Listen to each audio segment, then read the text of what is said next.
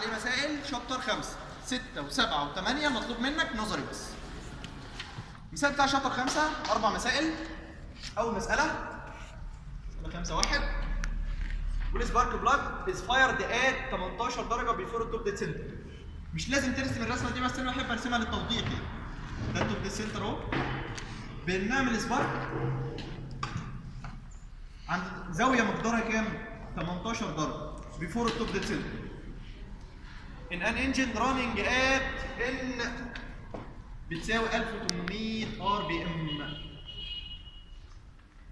بيقول لك بقى ايه؟ it takes 8 درجه اوف انجن روتيشن تو ستارت كومبشن. ايه ده؟ انا بدي سبارك بس الاحتراق ما بيبداش اول ما ادي سبارك، قلنا بياخد فتره كده اللي اسمها ايه؟ الاجنيشن ديلي او اللي هي الاجنيشن اند فليم ديفلوبمنت. فاكرينها؟ الفتره دي بتاخد 8 درجات. يبقى الاحتراق نفسه الكومبشن او البروباجيشن، الفليم بروباجيشن اللي هي المرحله الاساسيه بتاعت الاحتراق، فاكرينها؟ المرحله الثانيه البروباجيشن بيبدا امتى؟ بالظبط كده عند 10 درجه بيفور التوب ديد سنتر. اند جيت انتو فليم بروباجيشن بيقول لك فليم ترمينيشن بقى اوكرز ات 12 درجه افتر التوب ديد سنتر.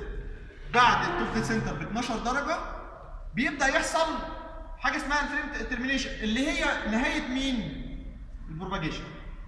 يبقى ده بدايه الترمينيشن اللي ما يهمناش في حاجه. فاهم كده؟ اللي هو يحصل بقى وقت ما يحصل مش مستفيدين منه حاجه. الجزء الاساسي من الطاقه باخده في الفليم بروباجيشن ده الكومبشن بتاعه. فاهم كده؟ الزاويه بتاعت البروباجيشن قد ايه؟ 22 درجه. يبقى الكومبشن او الفليم بروباجيشن بيستغرق زاويه الكرانك شافت مقدارها 22 درجه. طب يا ترى الزمن قد ايه؟ الزمن بيساوي السيتا على 360. السيتا 22 الان 1800 على 60 يديك الزمن بالسنه. ده الزمن بتاع الفليم بروباجيشن. لا سيتا ده ديجري. ده راديان لو ده 2 فولت. ده 360 يبقى ده ديجري. ماشي؟ بقول لي عاملين ايه بقى؟ البور دايمتر 8.4 سم. البور بيساوي 8.4 سم.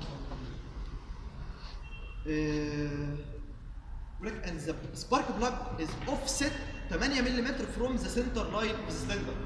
السنتر لاين اهو. السبارك بلاج مش محطوطه في السنتر، لا متشفته على بعد 8 ملم من السنتر. دي اسمها الاوفست. تمام كده؟ احسب بقى ايه؟ كالكوليت ذا افكتيف فليم فرونت سبيد ديورنج فليم بروباجيشن. ديورنج الفليم بروباجيشن يا ترى السرعه المتوسطه عامله ازاي؟ الفي فليم عامله ازاي؟ هي السرعه بتساوي ايه؟ اي سرعه؟ المسافه على الزمن. المسافه على الزمن. يبقى احنا عايزين نحسب الفي فليم هيساوي مسافه على الزمن. يا ترى المسافه ايه؟ الوقت اللهب بينتشر في كل الاتجاهات. اكبر مسافه اللهب هيمشيها من اول السبارك لحد الناحيه دي اللي هي بتساوي اللي هي اسمها بنقول عليها دي ماكسيمم، حيث الدي ماكسيمم دي بتساوي البور على 2 زائد الاوفست. البور على 2 نص القطر زائد الاوفست دي. خلي بالك من حاجه وانت بتحسب الدي ماكسيمم. بي على 2 بالسنتي اضربها في 10 سالب 2. الاوفست ملي اضربها في 10 سالب 3. خلي بالك من الحته دي. ماشي؟ هجمع الاثنين على بعض يديني الدي ماكسيمم. اقسمهم على الزمن بتاع البروباجيشن يديني ايه؟ السرعه المتوسطه. الفي فيو. تمام؟ وليكن مثلا طلع عندنا 24 ونص. طلع 24 ونص متر على الثانيه. تمام كده؟ المساله اللي بعدها تكمله عليها. قول لي زي انجن اكزامبل 5-1 از ناو ران ات 3000 ار بي ام. نفس المحرك زودنا السرعه بتاعته. خليناه يلف 3000 بدل 1800. الان الجديده بتساوي 3000 ار بي ام. لما السرعه تزيد الزمن لنفس الزاويه يحصل له ايه؟ يقل. الزمن قل. يبقى معنى كده ان الزمن المتاح للاحتراق بقى اقل، صح ولا ايه؟ عشان احصل على نفس كفاءه الاحتراق او عشان انتهي عند نفس الزاويه لازم اكبر الزاويه، لازم ابدا الاحتراق بدري شويه، صح؟ تاني لما الزمن يقل، الزمن المتاح للاحتراق يقل، عشان اعمل نفس عمليه الاحتراق محتاج زاويه اكبر، صح ولا ايه؟ زاويه اكبر. طب عشان انتهي عند نفس الزاويه يبقى لازم ابدا بدري شويه، اعمل ادفانسنج للاجنيشن، اقدم الشراره. طب يا ترى هنقدمها قد ايه؟ يا عم نشوف هنحسب القصه دي ازاي. بيقول لي ذا انجن اكزامبل كذا as the speed is increased in this engine greater الفي فليم تتناسب مع 85% من الان، مكتوبه كده غلط. في فليم تتناسب مع 85% من الان، مش ده المطلوب، ده غلط اصلا. المقصود من الكلام ده انا بشرحه لك اهو، لو جت في الامتحان يبقى ده اللي مقصود، مش محدش هيجي لك يقول لك الكلام ده، انا بقوله لك اهو، مش ما تجيش في الامتحان وعرفت منين، انا بقول لك ان الفي فليم 2 على الفي فليم 1 بتساوي 85% من النسبه بتاعت الان 2 على الان 1. دي مكتوبه كده في المساله والمقصود بيها كده. ماشي؟ طيب انا معايا ان 2 اللي هي 3000، معايا ان 1 اللي هي 1800، معايا الفي 1 اللي هي 24.5. احسب بقى الفي فليم 2 من النسبه والتناسب دي تطلع 34.7 متر على الثانيه. اللاعب بيمشي بسرعه اعلى. كده؟ طب يا ترى احنا مش قلنا الزمن هيقل؟ الزمن هيقل. احسب لي الزمن الجديد. احسب لي الزمن الجديد. مش انا الدي ماكسيمم ثابته، السبارك بلاج عندي نفس محطوط في حته وهيفضل محطوط فيها. استنى، ما احنا عايزين نحسب السيتا. سيتا جديده بزمن جديد. عن كده هنمشي العكس بقى، احنا جبنا السرعه الجديده. الدي ماكسيمم هي نفس القيمه، السبارك بلاج محطوط في مكان بنفس الدي ماكسيمم. انا دلوقتي بقى معايا الفي اف اس بالدي ماكسيمم على الفي الجديده يديك الزمن الجديد. على السرعه. فاهم كده؟ الزمن ده حوله لسيتا، السيتا بتساوي 360 في ان في تي. يبقى معاك السيتا الجديده اللي هي تبقى اكبر من السيتا القديمه.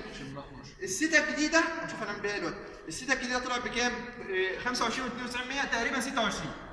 السيتا الجديده اللي هي بالسرعه الجديده دي، السيتا كلها بتاعت الكرانك انجل بتاع الكومبشن بتاع الفليم بروباجيشن ايا كان بتاعت ايه او المسمى بتاعها ب 26 درجه. تمام؟ انا عايز اعمل الفليم ترمينيشن عند نفس الدرجه دي، عند نفس ال 12 دي. انهي الاحتراق عند ال 12 برضه. طب يا ترى ابدا امتى؟ عشان الفريم بروباجيشن يبقى كله 26. المفروض يبدا امتى؟ بعد 4 من شيل من 26 12 يبقى المفروض بدل ما يبدا عند ال 10 يبدا عند كام؟ 14. يبدا عند ال 14. يبقى اعمل السبارك امتى؟ انا لما بعمل سبارك بقعد عدد زاويه مقدارها 8 درجات على مبدا الاحتراق. هرجع كمان 8 يبقى الزاويه اللي هبداها 22 درجه، ده اللي هعمل سبارك عند 22 بدل 18. يبقى انا عملت ادفانسنج للسبارك بزاويه مقدارها ايه؟ قد ايه؟ التقديم. مقدار التقديم 4 درجات. هو كان عند 18 هرجعه 4. هبدا اقلل قبل السبارك القديم بمقدار 4 درجات. كده؟ طيب اللي هي تقريبا 3.92% ده بالظبط في الكتاب. انا قلت 4 دي تقريبا عشان تبقى الدنيا واضحه يعني. المساله اللي بعد كده بس كده، ده خلاص المساله خلصت. دي كده مسالتين. اللي احنا عملناه ده هات الزاويه بقى بتاعت التقديم. دي المساله الثانيه. المساله اللي بعد كده دي وقف بقى، لما نعطل كده وقف. مسألة رقم 5-3. عندي 6 اسطوانات.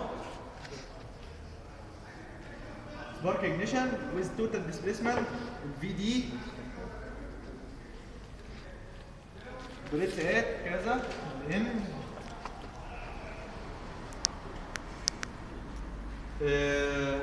using gasoline direct injection. كده؟ احنا دلوقتي عندنا سبارك ignition وهنحرق بقى في الاسطوانة.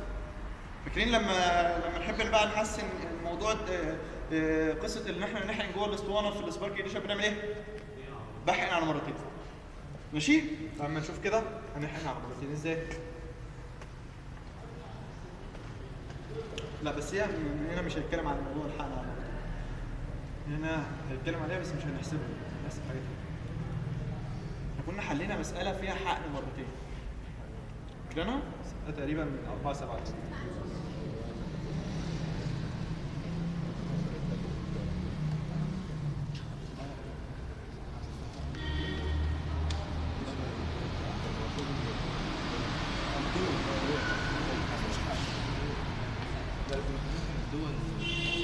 المسألة رقم 4 المسألة رقم 4 المسألة دي تطبيق على موضوع الحقن مرتين. واحسب كمية الفول لما كنا بنقول ايه؟ بنحقن ربع الفول في الأول وبعدين 3/4 الفول في الآخر. ده اكزامبل ولا ده اكزامبل محلول حليناها في سيكشن. كده؟ المسألة دي شبهها بس مش بنفس المطالب يعني مش نفس القصة، قصة جديدة شوية فيها برضو موضوع السرعات وكده. والسبارك بلاك از فايرد ات 19 درجة بيفور التوب ديت سنتر. على كده هنعمل سبارك عند 19 درجة. بعد السبارك ده هيبقى في ايه؟ اجنيشن ديلي صح؟ تمام؟ بيقول لي بقى ان الاجنيشن اند ذير از ان اجنيشن ديلي اوف 15 من 10000 ثانية. يعني الاجنيشن ديلي مش زي المسألة اللي فاتت جايبها لي درجات، لا جايبها لي زمن. طب انا دلوقتي الاجنيشن ديلي اللي هو هيبدا بعد بقى ايه؟ الاحتراق. بص اهو. دي هتبقى بكام؟ او دي الاجنيشن ديلي ده زاويتها كزاويه مقدارها قد ايه؟ مش هو جايب لي الزمن بتاع تي، هنسميها تي 1 هتساوي 15 من 1000 ولا 10000 ثانيه. القانون اللي هو بتاع السيتا بيساوي 360 ان في تي. نفس القانون الثاني بس بالظبط هو قانون واحد. انت معاك بقى زمن اضربه في 360 ان يديك الزاويه. معاك زاويه اسم الزاويه 360 ان يديك الزاويه. انا بفتكرها ازاي؟ انتي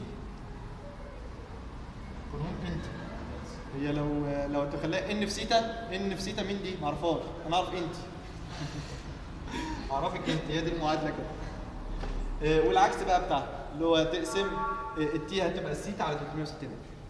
ها؟ السيتا اللي هي هزودها على 19 اطرحها من ال 19. الزاويه من هنا لهنا 19. هجيب لي السيتا بتاع الاجنيشن ديلي اطرحها من 19 يديني الزاويه دي. بدايه البروباجيشن، بدايه الكومبشن الاساسي. مش راكبه معاك ولا ايه؟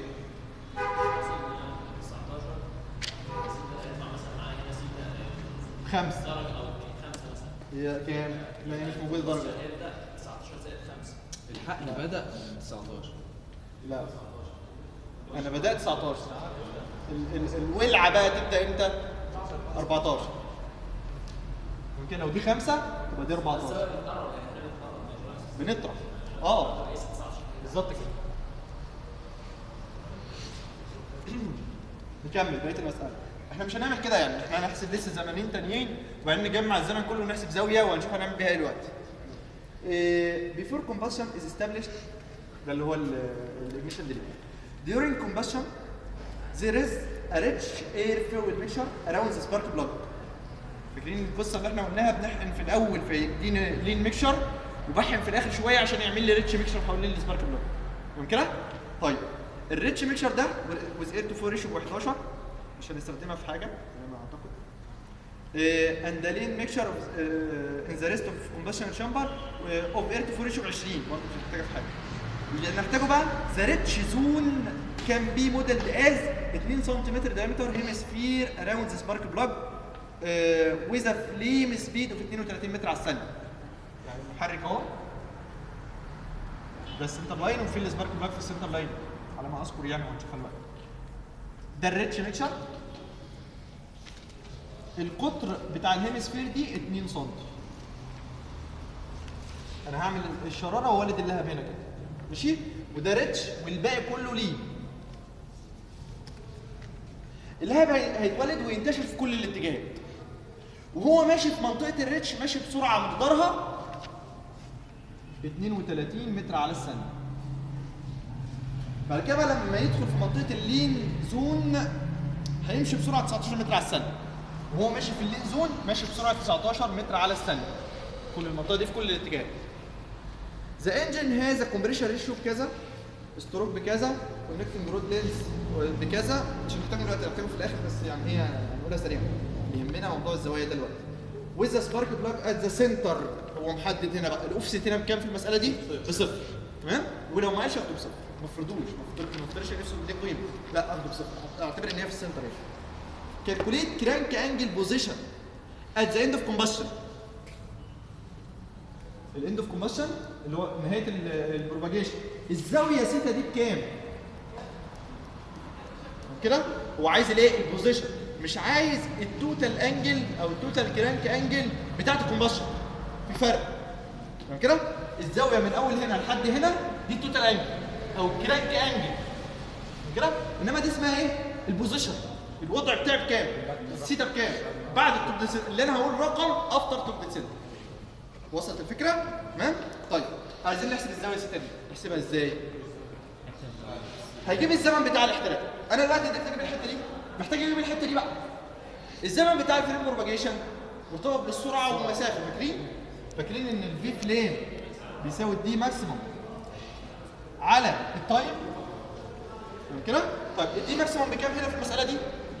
بي على 2. مجبور على 2. تمام كده؟ هو اداني الفوليوم واداني الستروك لينز تقريبا. فمن الفوليوم بقى 4 بي تربيع في الاس في عدد الاسطوانات. احسب الاس، مش قصتنا دلوقتي، مش هنضيع وقت في الكلام ده، المفروض عارفينه كويس من قبل كده. المهم معايا البي، بي على 2 بقت الدي ماكسيموم. ومعايا الفي اف، بس انا معايا سرعتين. واحده في الريتش ب 32، واحده في اللين ب 19. اذا هحسب زمن اللي هيمشي في الريتش والزمن اللي هيمشي في الايه؟ في اللين. يبقى احنا مش هنطبق القانون بالشكل المباشر ده. انا ما عنديش زمن واحد ولا سرعه واحد ولا مسافه واحده. ده انا عندي الفليم هيمشي من هنا لهنا، مسافه في الريتش ومسافه في اللين. هحسب الزمن بتاع الريتش والزمن بتاع اللين. الزمن بتاع الريتش هيبقى عباره عن ايه؟ المسافه اللي هيمشيها في الريتش على السرعه اللي هو ماشي بيها في الريتش. تمام كده؟ المسافه اللي هيمشيها في الريتش مقدارها قد ايه؟ 1 سم مش 2 سم. هو ماشي في كل الاتجاهات، ال 2 سم ده من كل الاتجاهات الدايمتر. المسافه اللي هيمشيها في اي اتجاه مقدارها 1 سم. هو يمشي في الاتجاه ده 1 سم، في الاتجاه ده 1 سم، في اي اتجاه 1 سم. تمام كده؟ اقسم بقى ال 1 سم في 10 سالب 2 على 32 يديك الزمن التي 2 اللي هو تضيفه بقى على التي 1. يبقى احنا عندنا تي 2 هنا اهي. تمام؟ عايز بقى اجيب التي 3 الزمن لحد نهايه بقى الايه؟ الفليم بروباجيشن.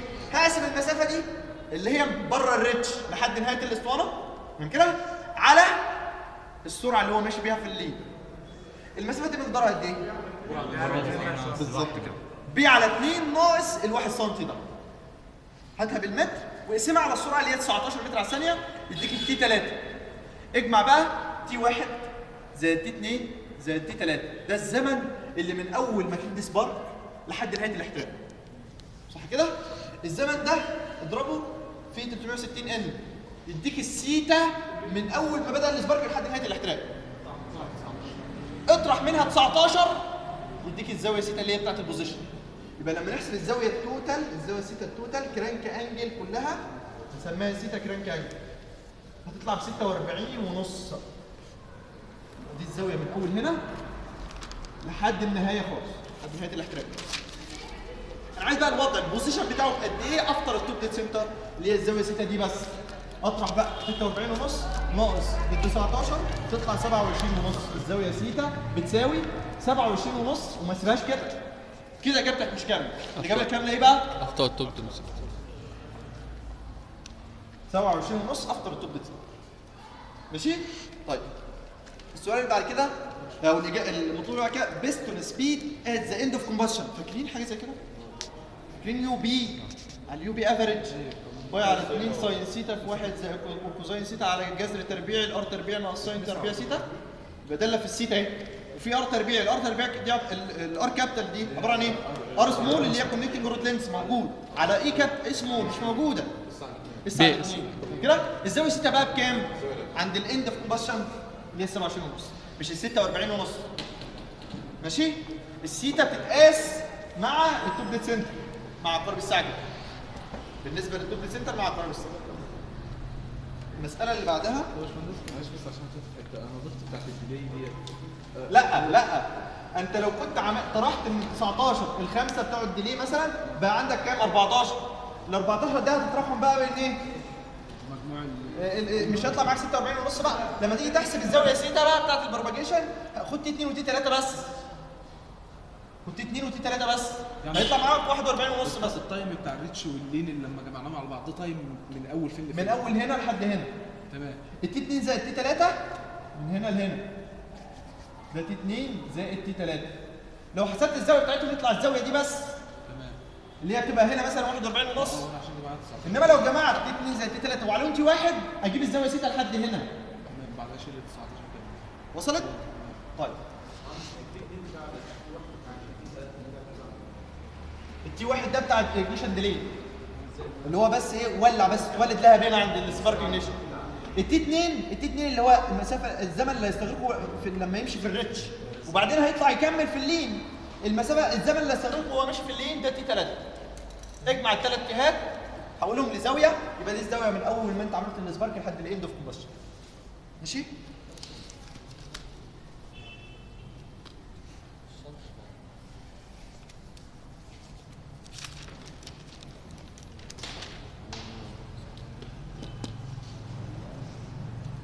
مسألة 5-4 فيها معطى راس ده وهيجي لك في الامتحان.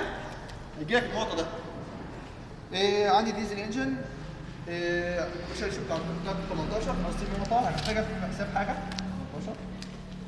18 اوبريتس اون كذا اد 2400 ار بي ام الان ب 2400 ار بي ام. كومبشن ستارتس هنا يهمنا بقى هو المفروض قبل كومبشن ستارت بقول ايه؟ انجكشن ستارتس ات 20 بيفور التوب ديد سنتر. هبدا احقن قبل التوب ديد سنتر بزاويه مقدارها 20 درجه. ده الايه؟ الانجكشن. الانجكشن في الكومبريشن اجنيشن يناظر السبارك في السبارك اجنيشن. ايه اللي مسؤول عن عمليه الاشعال في السبارك اجنيشن؟ ان انا ادي شراره. ايه اللي مسؤول عن عمليه الاحتراق او الاشعال في الكومبريشن اجنيشن؟ ان انا احقن. كده انا بضغط الهواء لوحده وبعدين احقن فيه الوقود فيولع. هل اول ما احقن هيولع؟ هيستغرق فتره زمنيه اللي اسمها الاجنيشن ديلي برضه. كده يبقى انا عندي برضه اجنيشن ديلي. الاجنيشن ديلي دي يبقى عندي اي دي ودي اي. اي دي اجنيشن ديلي، دي اي دايركت انجكشن. دايركت انجكشن. كده بعد الاجنيشن ديلي الكومبشن هيبدا بقى كومبشن او الفليم بروباجيشن. كده هو بيقول لي الانجكشن بدا عند 20 درجه افتر بيفور التوب ديد سنتر. الكومبشن ستارتس ات 7 درجه بيفور التوب ديد سنتر. يبقى دي ب7. يبقى الاجنيشن ديلي هنا بكام؟ ب 13. الاجنيشن ديلي كزاويه سيتا بتساوي 13 درجه. طب كزمن الزمن بتاع الاجنيشن ديلي هيساوي ايه بقى؟ سيتا على 360 ان اللي هي 13 على 360 في ان اللي هي 2400 على 60 يطلع رقم زمن بالثانيه. تمام كده؟ طيب بيقول لك احسب سايكل كات اوف ريشيو. احسب الكات اوف ريشيو دي اول سايكل اهي. دي اول سايكل على البي في اهي. 1 2 3 4 5. فين الكات اوف ريشيو؟ لا ده المفروض التوب ديد سنتر وده البوتوم ديد سنتر. الكات اوف ريشيو اللي هي البيت بتساوي الحجم عند 4 على الحجم عند 3. الفي 3 دي اللي هي مين؟ كليرنس فولت. الفي 4 اللي هو الحجم عند نهايه الاحتراق. هو الاحتراق منين لفين اصلا في دول؟ من 2 ل 4. 2 3 4 ده نهايه الاحتراق. اند اوف كومبشن. اند اوف كومبشن والمفروض يقول لي في المساله بيقول لي الكومبشن ستارتس ات 7 اند لاست فور 42 اوف انجن روتيشن. تاني كومبشن ستارتس ات 7 بيفور التوب سنتر اهو بدا عند 7 درجه. كده اند لاست فور 42 درجه اوف انجل روتيشن. فضل لحد ما الزاويه بقت 42 درجه بعد التوب ديد سنتر. بعد الطب. غلط. لا غلط.